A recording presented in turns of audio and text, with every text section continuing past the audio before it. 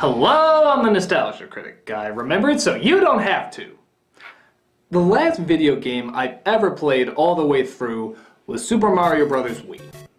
And before that, it was Metroid Prime 2 on the GameCube. That's an entire system later. That's not to say I don't dabble in a little Mario Kart, Marvel vs. Capcom 3, or at my most embarrassing, recording myself playing the Michael Jackson Experience in my pajamas, which you are not going to see. I bring this up to give you some idea of where I'm coming from, that I did play a lot of video games growing up, but recently I've kind of fallen out of touch. And that I still try to keep a little on top of things by being a casual gamer here and there. I bring this up because it's important to know my background when I ask a question that's been circulating the past few years: are video games art?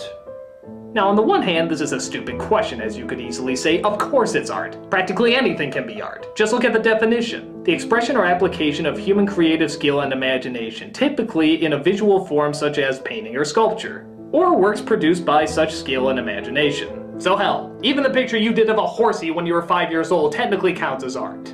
But I think what people really mean when they ask this question is, are video games high art? Will they be remembered? Are they timeless? Do they say something relevant about life or humanity that will be relevant years later? That's what people are really trying to get down to. I must admit, I didn't really think too hard about this subject matter until I played the game Metroid Other M. Despite all the hype being built around it, the game pissed off a great number of fans and gamers, but not for the same reasons that it would have 20 years ago. The biggest complaint was that Samus, the badass bounty hunter and star of one of Nintendo's biggest franchises, has now been reduced to an overly emotional, yapping drama queen with dialogue more like a soap opera than a space opera. To say fans were pissed was an understatement. But when it came down to the actual gameplay itself, people didn't seem to have that big a problem with it. Of course, some people didn't enjoy the playing part, but the focus of the criticisms was how poorly they represented the character and the story. When did this happen? Nobody used to question the motivations of a plumber going after a princess, or the storyline of two guys with guns stopping an alien invasion. But clearly, much more is expected now out of video games, because the medium itself has naturally evolved. But many critics out there still declare that's just a modern, updated version of this. In my opinion, the best way to understand the evolution of the craft is by comparing it to another craft that many people argued for years wasn't art: movies. For a long time, many art critics declared film as just a means of escape and entertainment, and nothing else. But as the art form advanced more and more, we saw filmmakers take chances by challenging audiences with new ways of telling stories and expressing ideas. Films could be disturbing, thought-provoking, enlightening, even breaking the bonds of the three-act structure and just expressing motion, dreams, or the subconscious. Because of this, it is very hard nowadays to find people who don't in some form or another see the possibility of film making great art. Regardless, the question remains, do video games have the same capacity?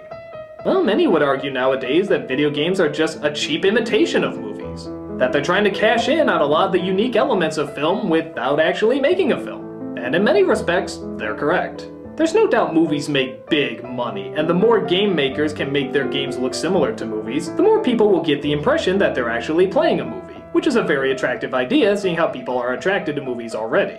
So, does that mean video games are just movies light? Are they just advanced versions of Dragon's Lair, where footage tells you where to go and if you don't follow you just lose a turn? There's no denying that some, if not many games, are very much like that. So how can games be expected to evolve as an art form if it's just a watered-down version of another art form? Well, games do have a very distinct difference over movies, music, paintings, and other forms of art. And that difference is choice. For the most part, you can't decide where a movie, a book, or a piece of music goes. It's finished when it's finished, and you observe it from there.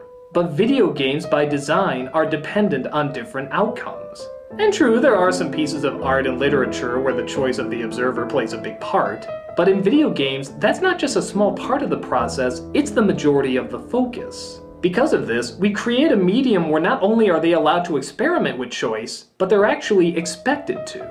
And when you're expected to produce more possibilities, you're expected to experiment more, take risks more, and generally find out how many outcomes can be created. Sure, most of them are very simple, as in avoid getting hit by something or you'll die. But how about the games that create new worlds to explore, new stories to create? And not just from the creator anymore, but from the observer. Few would disagree that much of art is about the creation, and this is one of the rare mediums that allows the viewer to make just as much great art as the artist who created it does. It isn't just the graphics and the technology that's evolving, it's the unique interaction between the player and the game. And yes, there are games that try to serve as nothing but mindless entertainment, and there are games that try to be complex and interesting but instead come out as predictable and boring. But how is that any different from bad art or bad movies? They're all trying to tap into something that makes you understand or celebrate the human condition. Even something like Transformers, yeah, I know, easy target, but nonetheless. Something as simple as Transformers is trying to get across what we value as good human ethics, right down to the very basic good versus evil. Now, does that make it something that's going to be relevant and studied years later? Probably not. But at the same time, you don't call an entire artistic medium a failure because some bad art is popular. Now, if the question is, have video games reached that level of high art, that's a little bit more debatable. As a casual gamer, I don't know if I've seen that landmark that's the game equivalent of the 7th Seal or 2001. But I would make the argument that some have come close. This may sound strange, but something like The Sims, as much as I personally don't like playing it, toils with the idea of living your life in a world almost identical to ours. But once again, the choices you make in the environment, I think can say much about how people live their lives in the real world and in their fantasy world. Just the experience in what you do and how you play, and how it contrasts to how you react in the real world.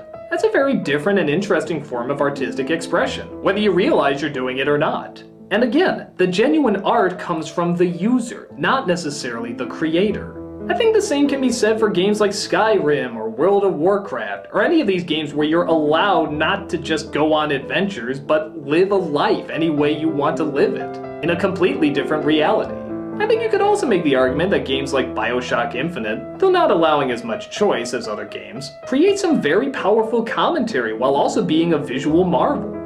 But like I said, as a casual gamer, I can't act like I'm the biggest expert on the subject. Maybe that big game changer is out there and I just haven't seen it yet. Maybe it just hasn't gotten the public attention that it deserves. Or maybe the big game changer is one of these games and the reveal of time will slowly show that. But what I do know is the possibilities are there, and they're being experimented with day after day as the medium continues to grow.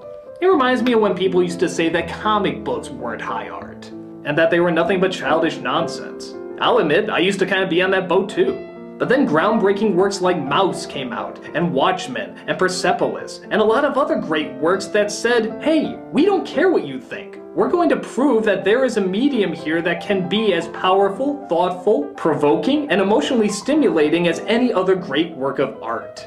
And sure enough, the medium is much more respected now than it was before.